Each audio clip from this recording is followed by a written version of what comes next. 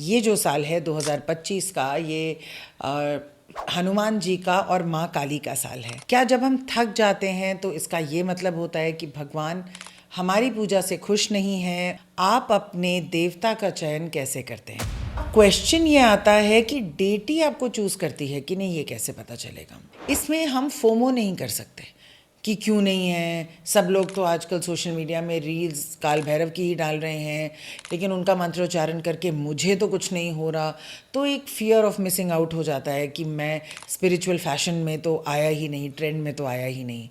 6 महीने की साधना करके 2 कदम आगे बढ़े हैं, और अगर 2 दिन का भी डर आप पाल लें और किसी के साथ डिस्कस कर लें तो आप वही 6 महीने 2 महीनों में ही पीछे जा सकते हैं। तो आपकी लाइफ में पहले केओस आता है। केओस आते ही आपको लगता है कि मैंने कुछ गलत कर दिया क्योंकि भगवान तो मुझसे नाराज हो गए।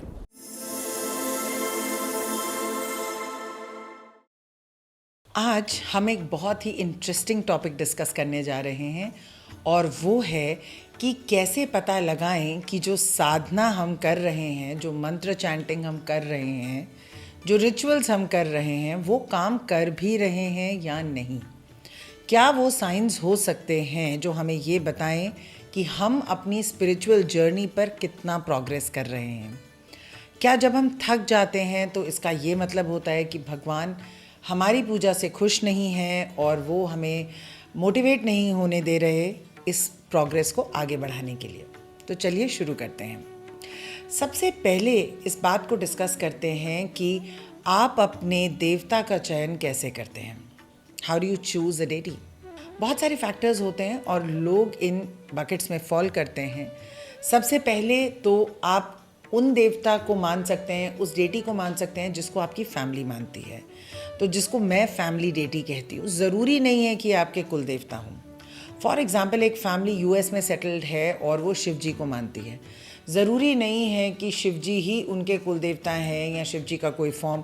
हो सकता है उनमें से किसी उनके फादर ने या ग्रैंडफादर ने शिव जी की पूजा करनी शुरू की हो और अब उनकी जो फैमिली है वो यही पूजा कर रही है। कुल देवता वो होते हैं जिनको हम जेनरेशन से पूज रहे हैं, और बहुत लोगों को अपने कुल देवता नहीं पता होते। इस बारे में हम एक अलग वीडियो में बात करेंगे। तो आपकी फैमिली किसको प्रे करती है? हो सकता है आपने उनको चूज़ किया हो क्योंकि आपने देखा है बचपन से कि उनको प्रे किया जा रहा है। दूसरा, आप स्पिरिचुअली एडवांस्ड हो सकते हैं और आप डेटी ऑफ द ईयर को चूज़ कर सकते हैं। जैसे कि ये जो साल है 2025 का, ये हनुमान जी का और माँ काली का साल है।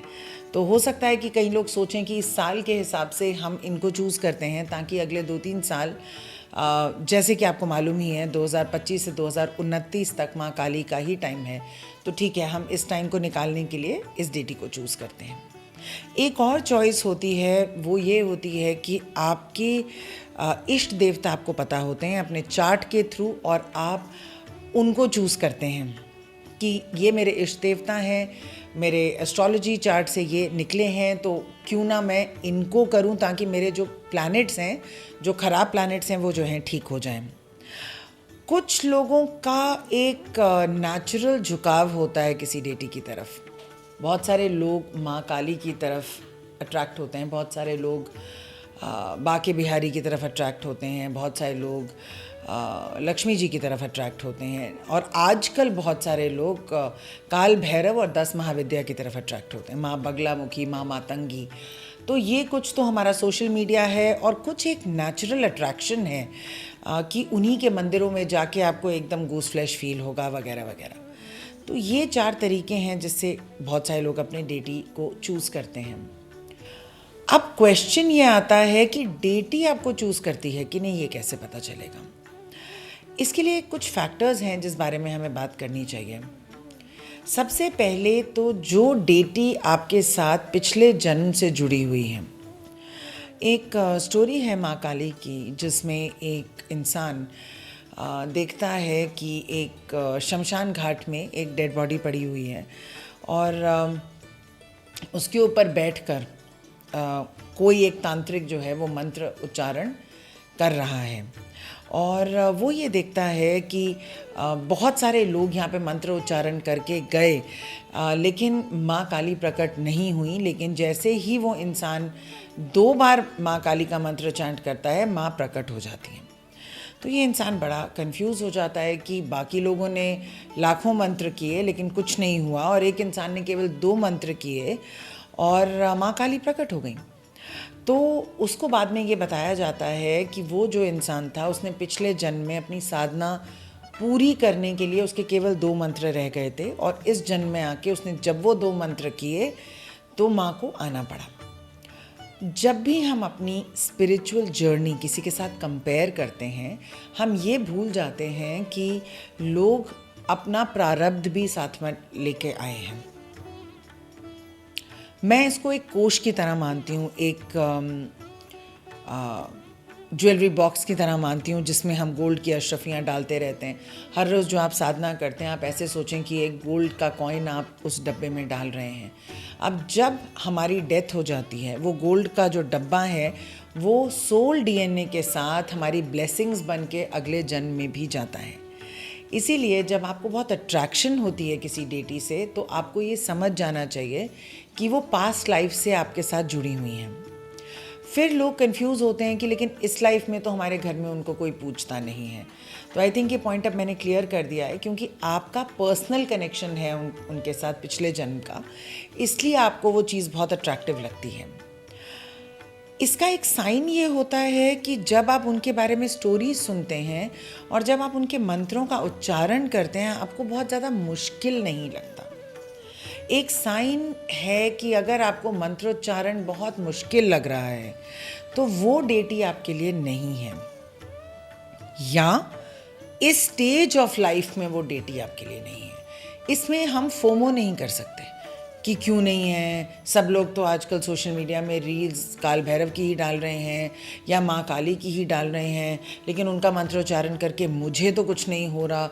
तो एक फियर ऑफ मिसिंग आउट हो जाता है कि मैं स्पिरिचुअल फैशन में तो आया ही नहीं, ट्रेंड में तो आया ही नहीं। तो ये हमें नहीं सोचना है। जो डेटी के साथ आपका पिछले जन्म का संबंध है, उनकी आराधना, उनके बारे में सोचना आपको अंदर से एक बहुत ही खुशी देगा। It will give you Joy and bliss which you can not even imagine. तो ये आपको एक फीलिंग के थ्रू ही पता चलेगा। इसका कोई टेस्ट नहीं हो सकता, इसका कोई मेजर नहीं है, ये कोई बुखार नहीं है जिसमें हम थर्मामीटर डाल के चेक कर सकें। ये आपको अंदर से फील होगा। हमारी काली कोड की जो क्लासेस होती हैं उसमें माँ काली के लिए लोग मुझे दिन रात लिखते हैं कि हाथों में गर्मी आ गई, एकदम से माँ की विजन आ गई, आंसू आ गए। तो ये जो साइंस होते हैं ना, किसी भी डेटी के बारे में जब हम थोड़ा सा भी चांट करते हैं या दिल से उनको बुलाते हैं, तो एकदम आपकी बॉडी में साइंस आने लग जाते हैं। आपको कंपकपी सी हो सकती है, गूस फ्लैश कहते हैं जिसको। आपको एकदम से ठंडा गर्म लग सकता है। आपको, कई लोगों को ऐसा लगता है कि वो मेडिटेट करते करते थोड़ा सा हवा में उठ गए हैं।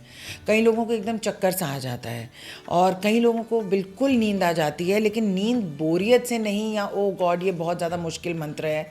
वो एकदम एक ट्रांस में चले जाते हैं और उनको माँ दिखाई देती हैं। जो भी डेटी हैं ना, भगवान शिव हो गए, कृष्ण जी हो गए, भगवान श्री हरि विष्णु हो गए, उनको वो दिखाई देते हैं और वो कहते हैं कि हमें दिखाई दे रहे हैं। तो ये जो साइंस होते हैं, ये आपको बताएंगे कि ये मंत्र या ये डेटी आपके लिए है या नहीं है। तो जब पास्ट लाइफ से आपका कनेक्शन होता है तो वो जो जुड़ाव होता है वो बेस्ट होता है आपके लिए, बिकॉज आप उसका 30, 40, 50% कर चुके हैं। So you are already ahead of others. और किसी रीज़न से आपके पिछले जन्म में वो साधना रह गई थी, तो इस जन्म में आप उसको पूरा कर सकते हैं। एक और फैक्टर होता है, वो होता है फियर का। ये एक फैक्टर है जो आपको बिल्कुल पीछे की तरफ खींच सकता है। अगर आप 6 महीने की साधना करके 2 कदम आगे बढ़े हैं, और अगर 2 दिन का भी डर आप पाल लें और किसी के साथ डिस्कस कर लें, तो आप वही 6 महीने 2 महीनों में ही पीछे जा सकते हैं। जैसे कि बहुत लोगों को लगता है कि जो देवता होते हैं उनका काम ही पनिशमेंट देना है। अरे मैंने 2 दिन प्रेयर नहीं की, अब मेरे पे माँ का कहर बरस जाएगा। नहीं। या मैंने एकादशी का व्रत नहीं रखा तो भगवान मुझसे नाराज़ हो जाएंगे। या मैं कैलाश मानसरोवर जाना चाहता था पर वो पैसे मेरे कहीं और खर्च हो गए, अब उसके बाद से मेरे पास पैसे ही नहीं आ रहे। ये जो अंधविश्वास है, ये इस चीज़ को दर्शाता है कि हमें लगता है कि भगवान हमें पनिशमेंट देने के लिए बैठे हुए हैं। आप ध्यान रखिए इस बात का कि भगवान एक एनर्जेटिक सोर्स हैं। एनर्जी हाई से लो पे फ्लो करती है। तो जो एनर्जेटिक सोर्स है, जैसे सूर्य एक एनर्जेटिक सोर्स है, एनर्जी हाई से लो पे फ्लो करती है। तो भगवान हमेशा आपको ब्लेसिंग्स दे रहे हैं, आपको नेगेटिव एनर्जी नहीं दे रहे। He is not punishing you. ये फैक्टर जब आपको समझ में आ जाएगा तो आप रिलीजन से स्पिरिचुअलिटी की तरफ चले जाएंगे, रिलीजन को बहुत अच्छे से यूज़ कर पाएंगे, मंत्र चैंटिंग को और डेटीज़ को समझ पाएंगे। जितने भी आप भगवान ले लें, सब में अनकंडीशनल लव उनकी स्टोरी में आपको दिखेगा ही दिखेगा। तो अगर आप मेरी बात माने तो इस वीडियो के ज़रिए आप कम से कम अपने दिल से जो डर है ना उसको निकाल दें कि ऐसा हो जाएगा, वैसा हो जाएगा, मैंने पीरियड्स में चैंटिंग कर लिया, या मैंने 2 दिन चैंटिंग ही नहीं किया, या मैंने ट्रैवल किया और वो चैंटिंग हो नहीं पाई। ऐसे कुछ नहीं होता। तो फियर जो है आपकी स्पिरिचुअल साधना को पीछे खींच देता है। अब आते हैं हम एक और फैक्टर पे जिसका नाम है इंटेंट। हम क्या संकल्प लेते हैं। बहुत सारे लोग संकल्प को एक तरीके की प्रतिज्ञा मानते हैं, लेकिन उससे भी ज़्यादा इम्पॉर्टेंट है भाव। इंटेंट मतलब भाव क्या है आपका। तो अगर हम भाव से पूजा करें तो ठाकुर जी शायद एक ही प्यार के से बुलाने पे आ जाएं। कोई भी भगवान ये नहीं कह रहा कि आप 7 लाख मंत्र करिए, 11 लाख मंत्र करिए तभी मैं आऊँगा। हाँ, ये ज़रूर है कि उतने मंत्रों में भगवान मजबूर हो जाते हैं आने पे, पर अगर आप अपनी साधना में प्यार डाल दें, वात्सल्य डाल दें, आप बच्चा बन जाएं, नहीं तो आप उनको अपना बच्चा समझ लें, तो आपकी साधना जो है वो नेक्स्ट लेवल पे जाने से कोई नहीं रोक सकता। तो कहीं ना कहीं आपको ये समझना है कि साधना के साथ एक प्यार, एक अनकंडीशनल लव, जैसे हम नहीं सोचते कि हमारे बच्चे हमें पनिश करेंगे या हमारी माँ हमें पनिश करेगी, वैसे ही हमें भगवान के लिए भी सोचना है। फियर का एलिमेंट प्लीज़ भगा दीजिए। भाव बहुत ज़रूरी है। अगर एक दिन आप बैठे, आप रो रहे हैं, कुछ गलत हो गया आपके साथ, उस दिन आपने मंत्रोच्चारण नहीं किया, लेकिन आपने रो के अपनी माँ को या ठाकुर जी को अपनी बात बताई, तो वो भी माना जाएगा कि कहीं ना कहीं आपका उनके साथ एक कनेक्शन है। भाव ज़रूरी है। इसका ये मतलब नहीं है कि आप मंत्रा को लेट गो ही कर दें, लेकिन बाकी दिनों में आप उनको पूरा कर सकते हैं। सो ये जो स्ट्रिक्टनेस है कि इतने दिन इतना, ये आजकल के कलयुग में कभी कभी पॉसिबल भी नहीं हो पाता। इसके लिए आपको कोई भी चिंता करने की ज़रूरत नहीं है। अब हम आए इस बात पे कि हमने ये तो समझ लिया कि साधना को आगे कैसे लेके जाएं, जिसमें एक और पॉइंट मैं आपको बोलना चाहूँगी। स्पिरिचुअल डिसिप्लिन बहुत ज़रूरी है। स्पिरिचुअल डिसिप्लिन जो है वो ये नहीं कह सकता कि आज मैं 5 बजे उठा, मुझे रोज़ 5 बजे उठना होता है, तो किसी दिन मैं 7 बजे उठ रहा हूँ, किसी दिन 10 बजे उठ रहा हूँ क्योंकि पार्टी थी। ये नहीं चलेगा। आपको स्पिरिचुअल डिसिप्लिन मेंटेन ही करना है, चाहे 5-10 मिनट इधर उधर हो जाए, लेकिन 10 दिन में एक बार से ज़्यादा आप इस रूटीन को लेट गो नहीं कर सकते। आपको डिसिप्लिन रहना होगा। आप सूर्य की पूजा करें अगर आपको डिसिप्लिन में प्रॉब्लम है। सूर्य हर रोज़ आता है, चाहे हम उसको पानी दें ना दें, चाहे लोग उसके मंत्र को करें नहीं करें, भगवान सूर्य डिसिप्लिन के और कंट्रोल के देवता हैं। ठीक है, अब हम आते हैं कि ये जर्नी आगे कैसे बढ़े, पता कैसे चले।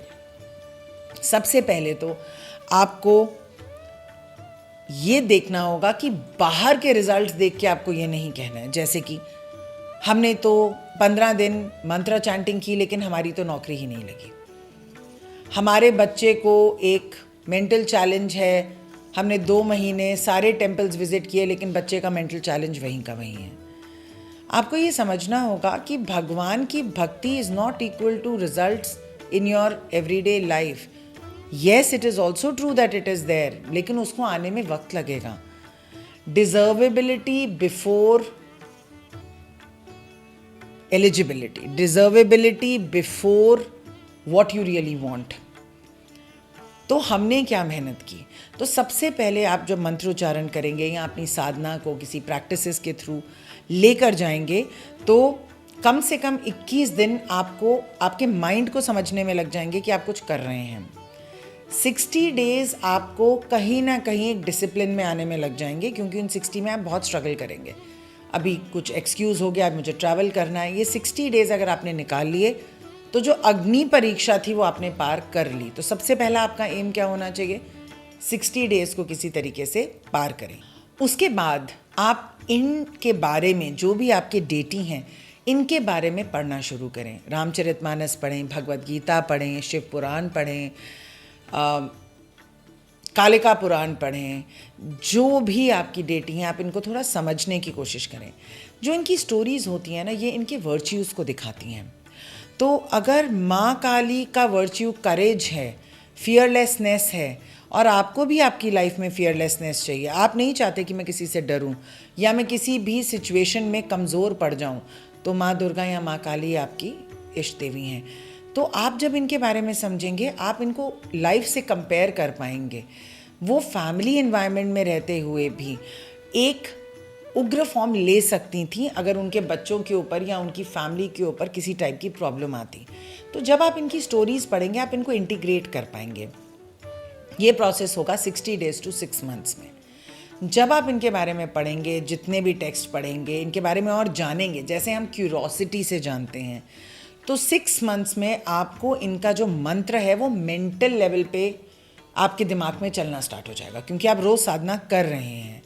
तो बाय 6 मंथ्स, लेट्स से आपने जनवरी में शुरू करी, तो जून में आपको वो कंठस्थ तो आपको 60 दिनों में ही हो जाएगा, लेकिन मेंटल लेवल पे ही आपके माइंड में चलता रहेगा। जैसे आप चल रहे हैं और आपके माइंड में चल रहा है ओम दुम दुर्गाय नमः, ओम दुम दुर्गाय नमः, यहाँ बजरंग बली का पाठ चल रहा है, वो चलता ही जा रहा है। आप अपनी लाइफ जीते जा रहे हैं, आप चाहे प्रेजेंटेशन दे रहे हैं, वो मंत्र बैकग्राउंड में चल रहा है। ये सेकेंड साइन है आपका। ये 6 मंथ्स के बाद होगा। कई लोगों में जो प्रारब्ध अच्छा लेके आए हैं, ये जल्दी भी आ जाता है। जब ये साइन आ जाएगा तो आपको पता चल जाएगा कि अब आप रेडी हैं उनकी एनर्जी को रिसीव करने के लिए।